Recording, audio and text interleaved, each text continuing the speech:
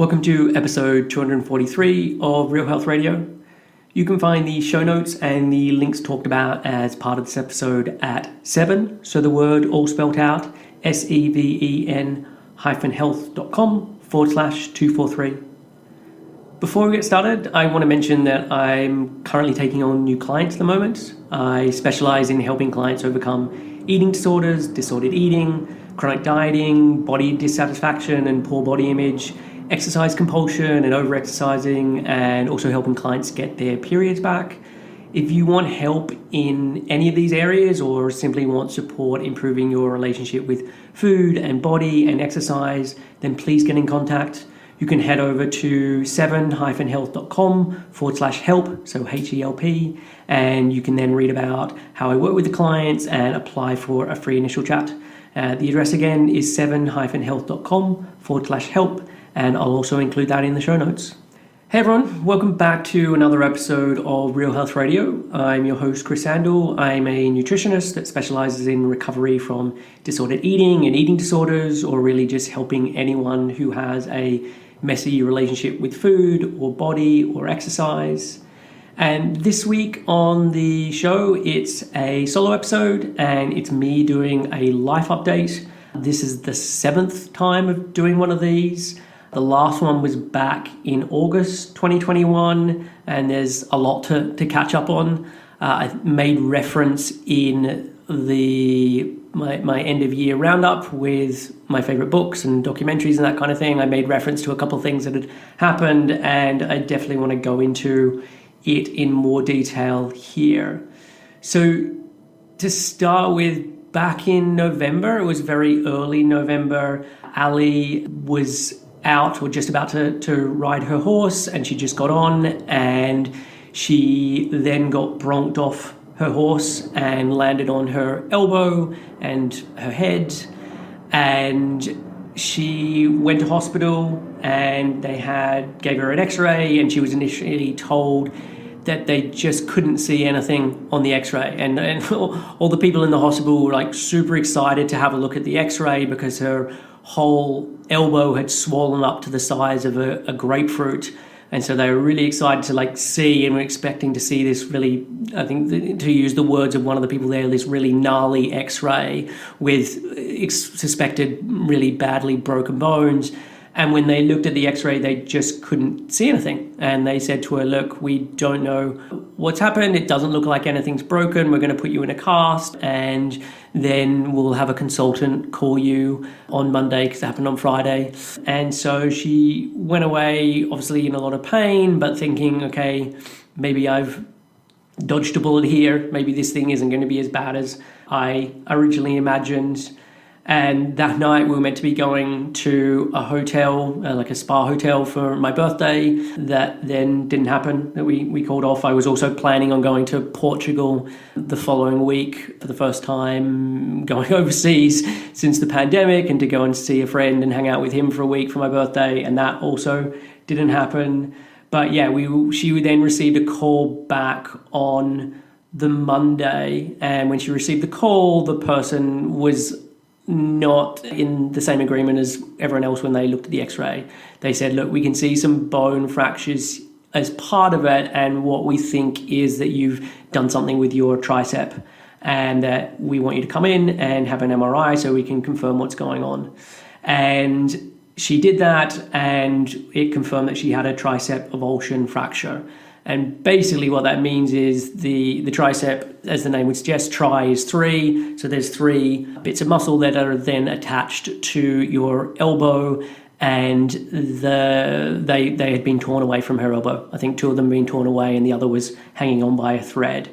And Ali did some research on this, and it's a really rare injury that is just, especially considering she didn't break anything else. There was no broken bones. It was just the tricep that came away. It's kind of linked often with predisposing factors, and Ali has rheumatoid arthritis, and that affects the connective tissue, and so that can be part of the reason why it happened for her. But it meant that it was something serious, and she had to then go in to have surgery for that. And so she went in for the surgery on the Saturday, and that was definitely not a great experience. She woke up from surgery, and to put it mildly, the anaesthetist had fucked up, and she woke up with no pain relief. And so she'd been given pain relief or given something that so she went under for the surgery, but when she woke up, she had excruciating pain in her arm. And then they spent the next couple of hours trying to pump her full of everything to take away the pain. And obviously this was hugely traumatic. I mean, no one wants to wake up from surgery and then be in pain the way that she was. But to really rub salt in the wound, they then said to her, look, you're going to need someone to come pick you up here because we don't have a bed available for you to stay the night. So I had to pick her up from the hospital when she was clearly not in a state to be leaving the hospital. She was terrified about what would happen once the pain relief wore off and where she would end up with that. And so the first night she was in huge amounts of agony for a lot of the night, and so we were up for a lot of the night. Ramsay, our son, who's 4, woke up with a nightmare, and he doesn't really have nightmares, but obviously all connected to the fact that he knew his mom had gone in for surgery that day, and he had a nightmare and was just like completely hysterical, like locked himself or was in the bathroom, kind of pushing the door so that we couldn't get into the bathroom, and just completely beside himself, where we couldn't quite work out if he was asleep or awake or what was going on. And Ali was able to kind of coax him out and then get him back to bed. But I mean, it took the best part of an hour, and she just had the patience of a saint in that moment where she's in excruciating pain to then kind of sit with him and be with him and help him to kind of move through that and get back to bed. The next day she was in a pretty terrible way and in a lot of pain. And after the surgery, when we were leaving the hospital, it was late at night, so there was no pharmacy or anything open at the hospital. And they gave her, I think this is the way that it is in the UK, they gave her enough medication for the night. And then the next day, it's like, here is your prescription. You need to go and get this prescription to then pick up the medication that you need. And so I went to get the prescription for her, and they, at the pharmacy, they said, we can't give you this. It's been written incorrectly. One of these things is a controlled substance, and it has to be written in a very specific way. And so we can't give you this. So we then had to go back to A&E and spend a couple of hours in A&E when Ali did not really want to be doing that and was obviously in a lot of pain, to then go and see someone to say, hey, we need more of this medication and we also need a new prescription. So they did that, and then the next day I went to the pharmacy again, and the prescription was also written incorrectly, so they wouldn't give me the drugs again. And then, I mean, the thankful part of this was it was now Monday, so we were able to go to the doctors, the local GP surgery, and they were then able to finally sort it out. But it was, a lot of additional stress and a lot of time at hospitals that we really didn't need, and Ali really didn't need. She then was just having terrible times at night and just being in agony, and that was definitely when things were at its worst. And I can't remember if it was like day 3 after the surgery or day 4 after the surgery or whatever it was.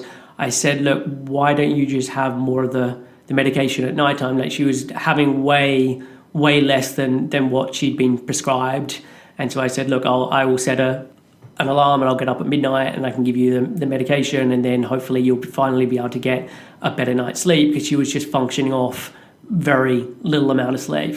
And so we did that, and then at about 3 a.m, she woke up and was like, I just feel really nauseous and I feel horrible. And so I kind of fed her some bread and some banana, and that's kind of dampened down the nausea, and she was able to get back to sleep.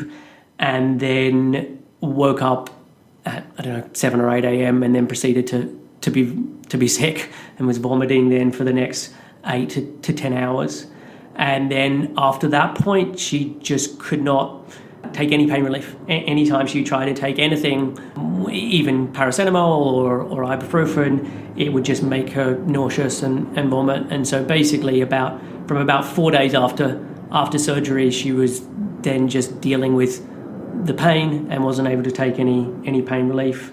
It then got worse as she started to get really terrible headaches and neck and shoulder pain, and this would be acute and get much, much worse anytime she would eat. So something about the chewing motion and eating would then just bring on this horrible headache and neck pain and just completely debilitating.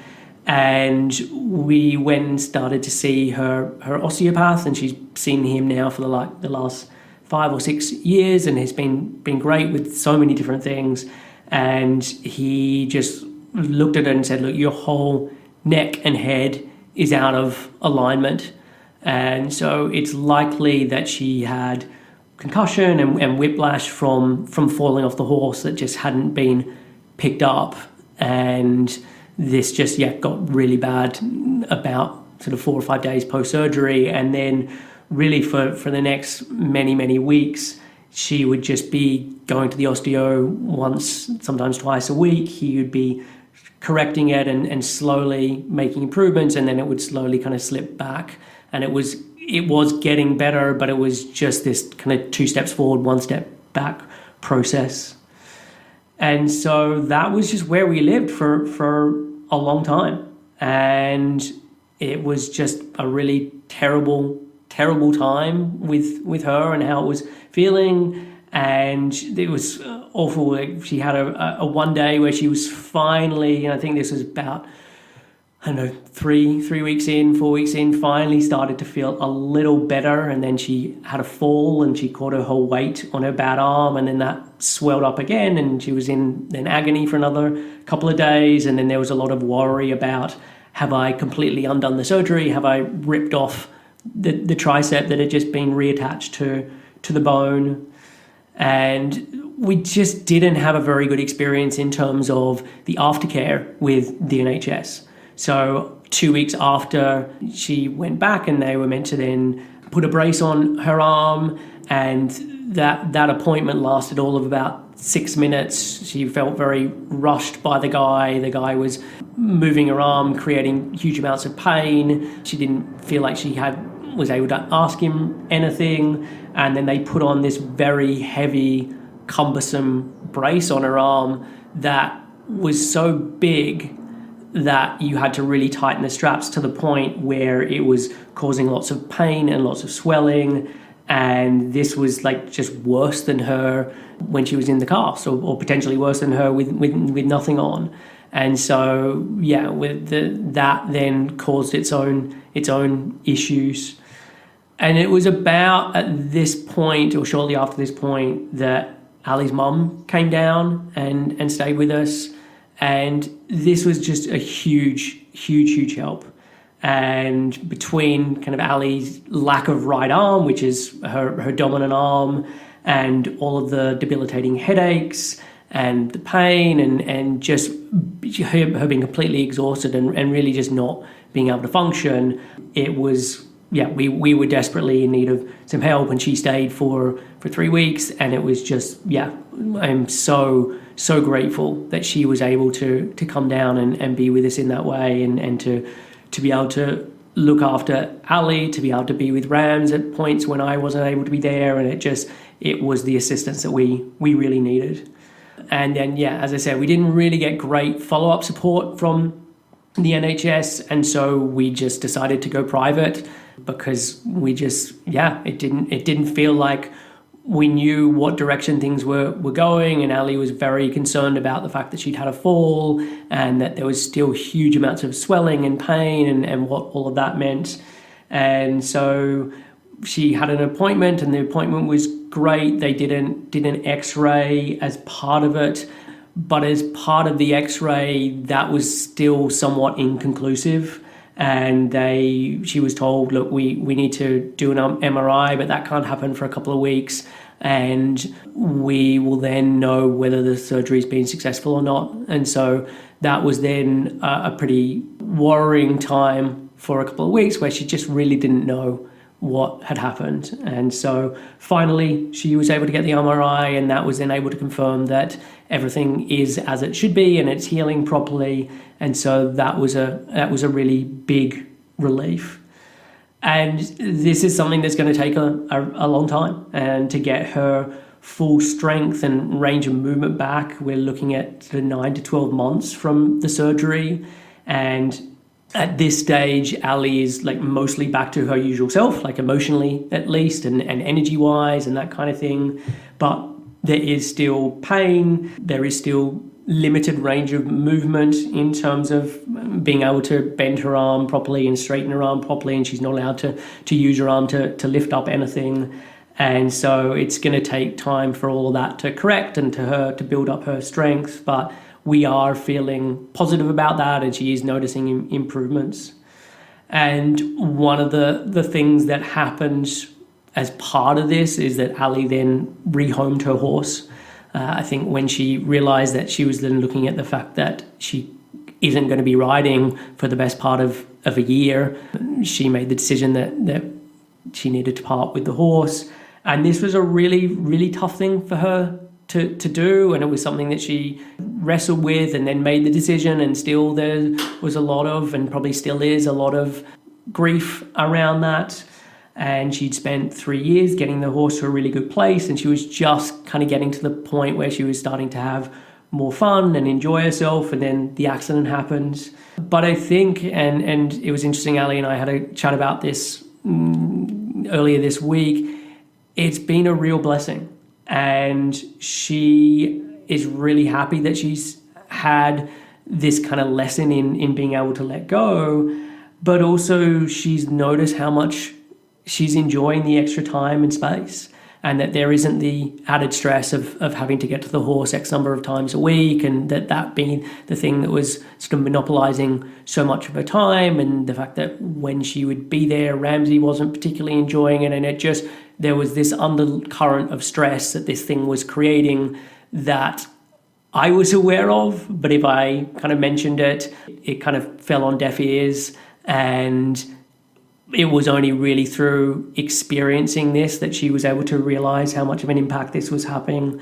And so I think it's been quite freeing, and all of us are kind of enjoying this. And she will definitely get back into riding again. And I imagine that as soon as her arm is at a place that she can do that, that will be one of the first things that she does. But hopefully it's not on a horse that is going to bronc her off with excitement, and it will be riding someone else's horse as opposed to having a horse of her own. And I think it's like reflecting on all of this, like truly appreciating how just incredible the body is and the body's ability to heal, and also just seeing the resilience and the strength that Ali has had through this whole ordeal. Like I definitely, and I'll kind of get into this more as I go on, but there's definitely been some really good things to come out of what was a pretty hellish time. And so coupled with all of this that was going on was stuff with Ramsay. And last year was pretty challenging with him. And I made reference in the last life update to the fact that he'd been going to Forest Kindy, and he'd been struggling with that, and we were kind of at a point where we were about to increase it to 3 days because it had been 1 day, and that was kind of where we were at last time I did the podcast, and that just didn't go particularly well. And Rams has never been that much into other kids. And look, when kids are young, you just don't notice it so much, because when you've got 2 1-year-olds or 2-year-olds playing, they're just doing parallel play. They're not really interacting that much with other kids. He's obviously an only child, and so there's that. And then we had the pandemic and the lockdowns, and so again, even more isolation. So when things then started to open up a bit more last year, and he was struggling, we originally just thought, look, this is just a lack of practice thing. And when he could start to do more and do this more regularly, like, things would get better. And then, as I talked about in the last life update, he started doing kindy one day a week, and he sort of just struggled with that. He never really took to it. He just didn't want to be there at all. And actually, when we reflect, even when he would go to groups with Ali, where she wasn't leaving, he just wasn't that into it. And he would just be saying, I don't want to go. And this was happening with kindy, where it would be on a Monday, and like the rest of the week he'd be telling us, I don't want to go to kindy. And then like Sunday he'd be really anxious and often be in tears, and like trying to get him to go to sleep on a Sunday night. He would just be saying, I don't want to go to kindy. And it was just this really big thing. And again, we just thought he just needs a bit more practice with this. And so when we then upped it to 3 days a week, things just like rapidly got worse. And he's always been someone who enjoys like playing on, like doing toys on his own at home or doing puzzles.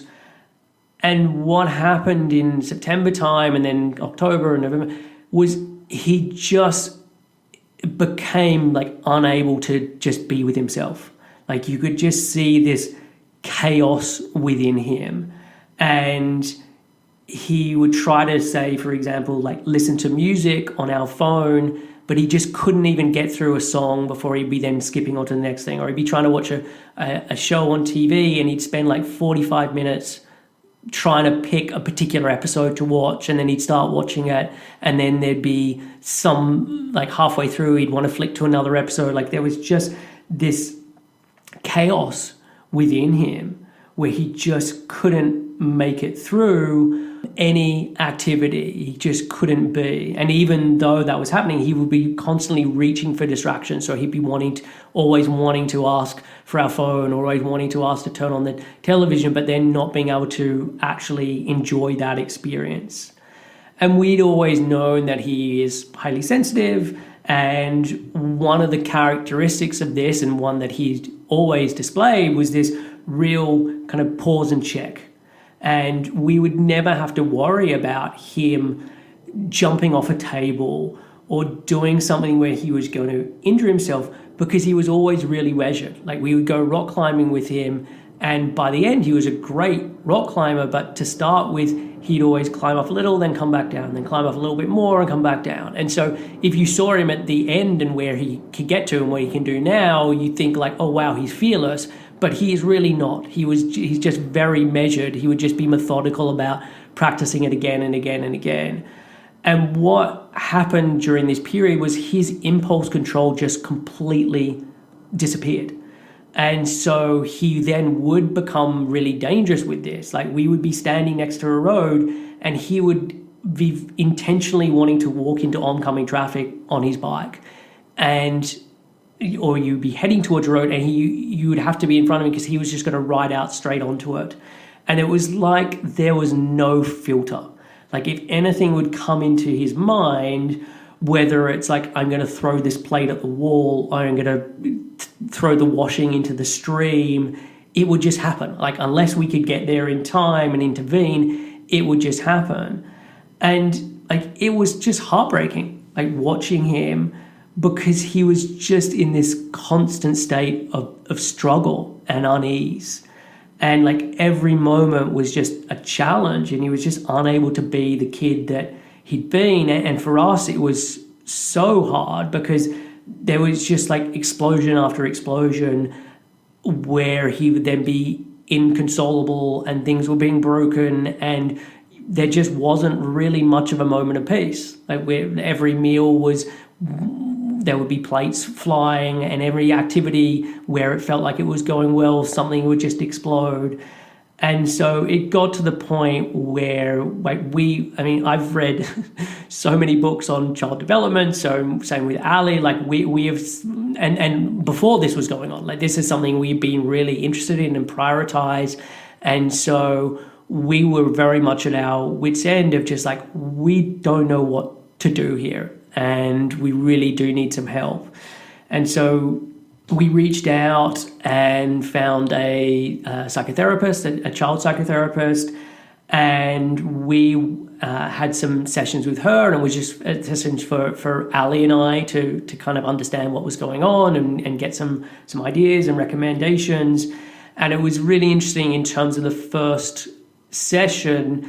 The whole focus was almost like just tell me about what the first 4 years of Ramsay's life has been like. And it was really interesting when we went through that of just how much of a challenge that has been, especially the first year of his life. If you're a regular listener and you've listened to previous episodes that I've done in terms of the life updates, this is stuff that you potentially already know about. But within the first year of his life, Ali had to have 3 surgeries. She'd been diagnosed with rheumatoid arthritis. There'd been times where she was in absolutely excruciating pain, where she couldn't walk, she couldn't hold Ramsay without pain. It was just a real challenge. And that had an impact on all of us. I was incredibly stressed. I didn't know what was going on. And what the psychotherapist was pointing out was that because of all of that, he did not get the attachment and the attunement that he needed. And this wasn't about blaming us, and we had definitely given our best effort with that. But what she pointed out was just that kids are able to pick up on all of these things. So even though we're trying to put on a brave face, even though we're trying to attune with him and smile and engage and all of those things that are so crucial, he can see through all of that if we're kind of living in this place that we'd been living in. And so what she was pointing out was that she felt like he'd missed out on that attachment and attunement, and that this wasn't too late or anything along those lines, but that was what he really needed. And that was where we needed to put our focus. And look, a lot of the time it felt like we were already doing that, but she then kind of asked them certain questions and made some recommendations of different things to read that really demonstrated that we needed to be doing things differently than we have been. And she asked me, like, when was the last time you were kind of just on your belly playing with him and really being present and fun with him? And I kind of reflected, and I couldn't really remember when that had been. And I would definitely play with him on the trampoline, or we would go rock climbing, or we'd go to the pool. And so I felt like I was playing with him a lot and giving him a lot of attention, but not in the way that she was pointing out that he really needed. And there was just a realization from me of, yeah, I just wasn't that fun often when I was around him. And what that then meant over the next little while was it turned into me feeling like I was in an improv troupe and just playing along with different storylines that he would make up and be acting out, and with that, and just really getting into that mode. And I really do feel like the silver lining of Ali's accident was that I got to put all of these things into practice. And I got to take the recommendations that the therapist was making and then spend my days being with Rams and doing this. And when Ali was sick and before her mom turned up, I was trying to be out of the house as much as possible because Rams wasn't dealing with the fact that she was injured particularly well. And so we would just go out and just play. And I would be playing with him very intently for many, many hours a day and bringing all this new information and new way of being into practice. And it made just such a difference. I would be like on the trampoline playing games with him for hours a day. And this would be times where it could be raining and we'd be just in waterproof gear. And that was just what I was doing at that time. And it really helped. And there were a couple of things that the therapist recommended, or a couple of things I kind of consumed at that time that really helped. And so one of the books that the therapist had mentioned, and I mentioned this in the end of year roundup that I did, and it's called Attachment Play: How to Solve Children's Behavior Problems with Play, Laughter and Connection, and it's by Alethea Salter. And it's just a phenomenal book, and just looking at all the different games that you can play with kids to help them process emotions, move through emotions, process events that had happened during that day or already throughout their life. And this was something I just started to really incorporate. And so the book talks about different ways of doing these plays. So one of them is symbolic play, and this would be like for Ramsay, he would recreate the scene of what happened at the nursery, and then he would be the ones who was the parent, the teachers at the nursery, and I would then be the child going to the nursery, and that was his way of kind of dealing with that. We did another one called like contingency play, and this would be, for example, like he'd be on my back, and then I would say, like, push my right shoulder if you want me to go right, my left shoulder if you want me to go left, my head at the top if you want me to go forward, my head at the base if you want me to go back. And then he would be kind of pretending to drive me, and he'd be driving me into the walls or into plants or whatever, and kind of be laughing about it. And this is the thing, like so many of these are about how to get kids to then be laughing as being a way that kind of breaks through a lot of this, but also putting them in a place of power where they're able to be more in control of things. We also did like separation games, so we play hide and seek, and then he would be able to find us, or we would find him.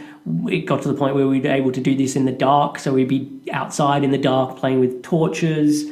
And one of the things that the therapist had mentioned was like, be super excited when you find him, so that you're like, oh, I'm so glad that I was able to find you, or like be really upset if you're unable to find him. It's just kind of demonstrating how much you miss him. There's like power reversal games, and so he would have this like toy that he'd say was a wasp and that was stinging us. And then we would kind of feign how much it was hurting us and fall to the ground, or he'd have these pillows that he'd called magic pillows, and he'd be able to hit us and we'd fall to the ground. And so he would be the one in the power place. More recently, he's like started saying, oh, here, look, you pretend to be a baby and I'll pretend to be your dad, and doing it that way.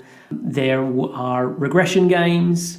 And this was really interesting. So, and this happened shortly after the first consult that we had with the psychotherapist. And this was before we'd read the book on these games or anything. And this all came from Rams. He just started saying to Ali, like climbing up her shirt and saying, oh, you're having a baby. And then she would have a baby again. And in a sense, like Ramsay trying to get us to do a do-over of like how we were with him in the beginning. And interestingly, initially when he was born, he would be a newborn baby, and then as time went on, he'd be born and he'd already be 6 months old, or he'd already be a year old, or he'd be 2 years old. And it was just really interesting to watch that change as things got better. And so, yeah, they were a lot of the games that were recommended as part of the attachment book, and they would be things that I would be bringing in as part of my play when I was playing with them, and it just started to naturally occur. I also read Gabor Mate's book, Scattered Minds, which is all about ADD or ADHD, and this was really, really helpful to read.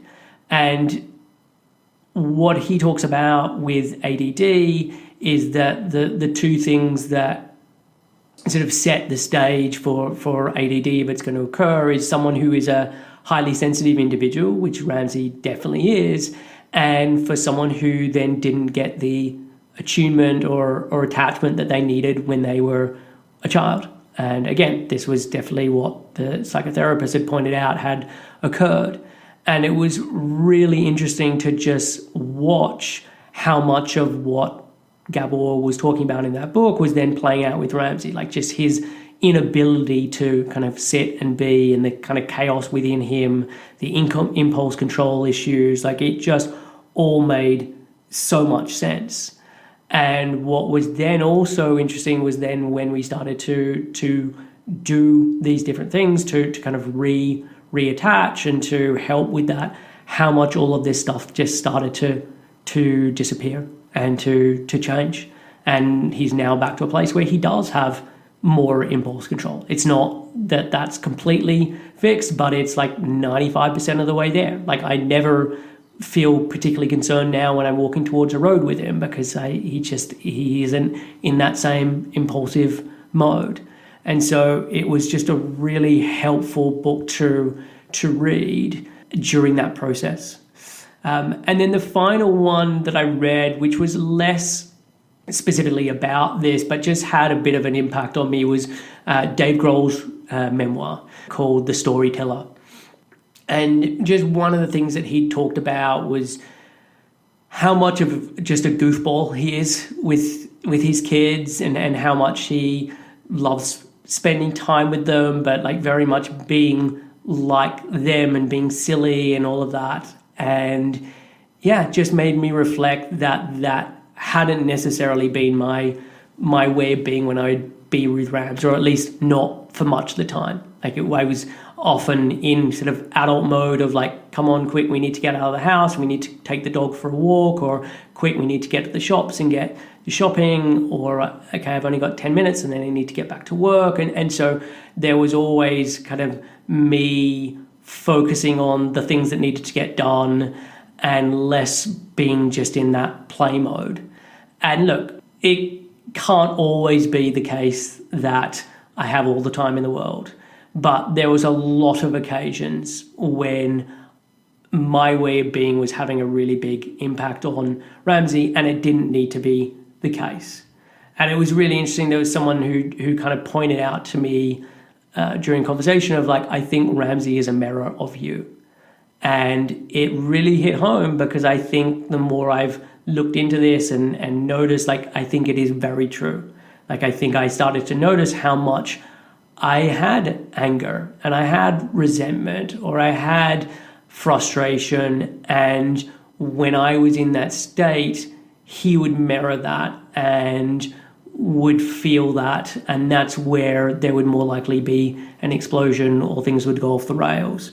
And so when I could start to notice how I was and what I was bringing to the table, and that being something that I do have much more control over and I can work on, that had a huge impact on him being able to shift.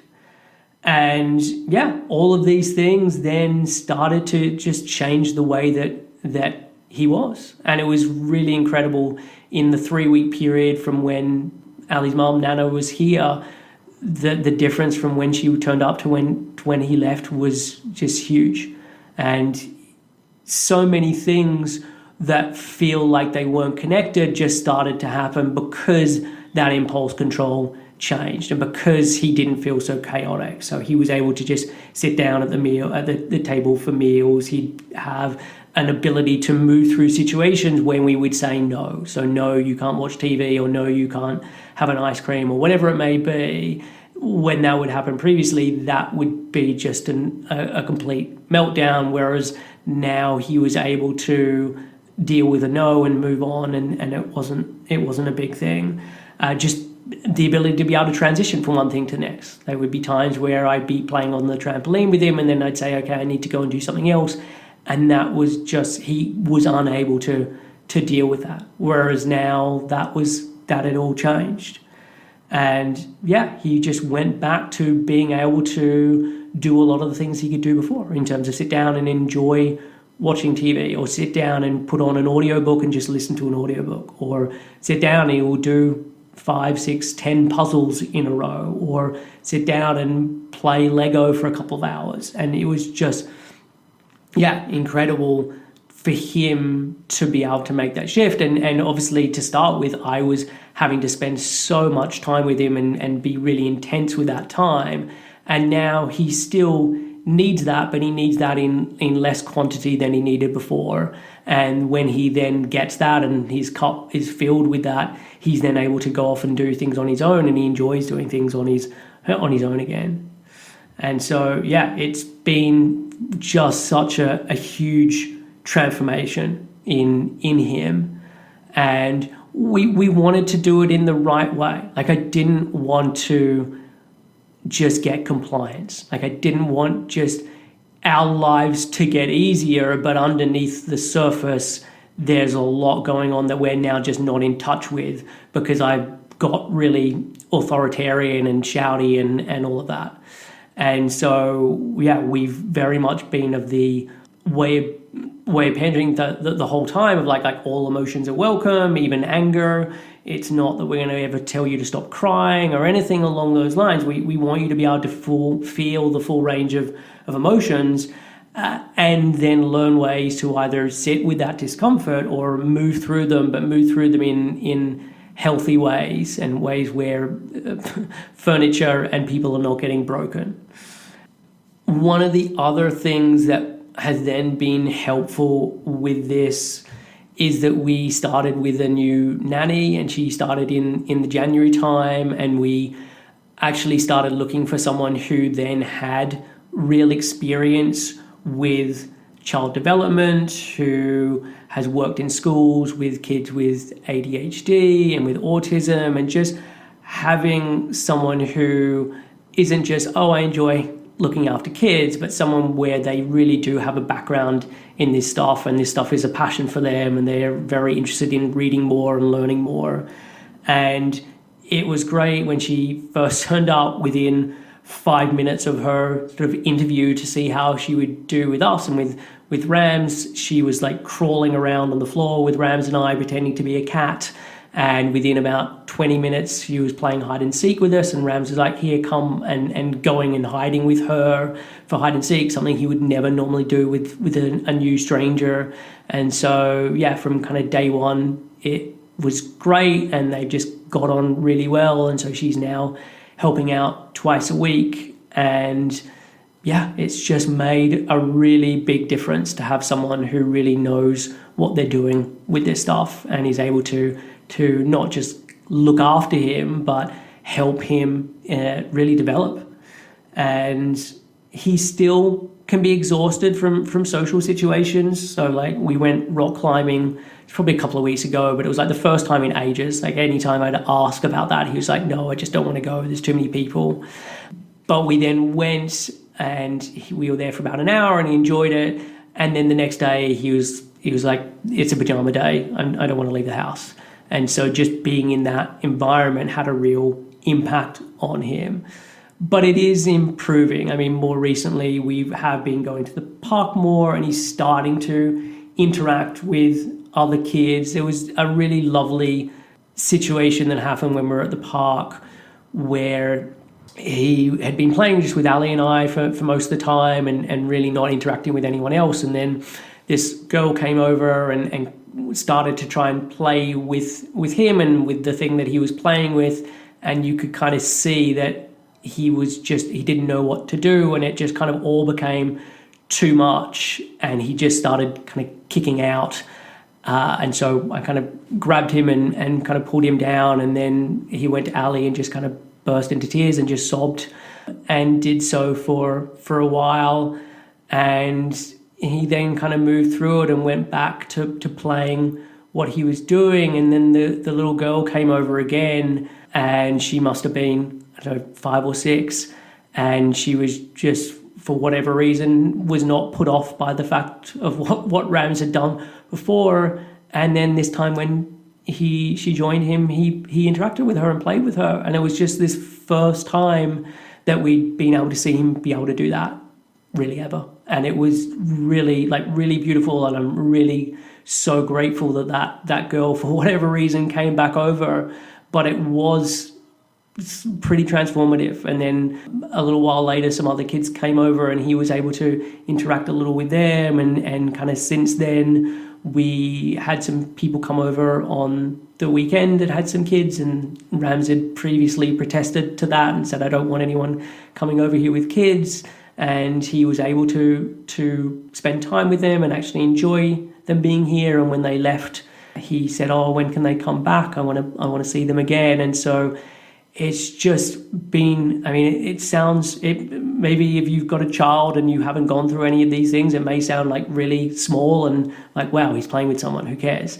But for us, this has been such a big thing. Like, it's been hugely isolating and really like a really tough thing to go through. And so to be able to see him actually be able to interact with other human beings of his own age and start to learn how to do that, like it makes me so happy.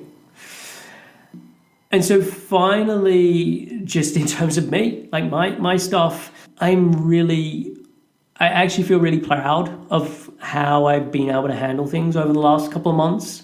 I am definitely an underfunctioner in a crisis. And normally when there has been stuff go on in the past where I've had to deal with things like this, I just get bogged down in the negative and I wish things were different, and I find myself being dragged down or dragging myself down, and it gets pretty ugly. And I kind of always known that thing about myself and just kind of seen myself as someone who's not very good in those situations.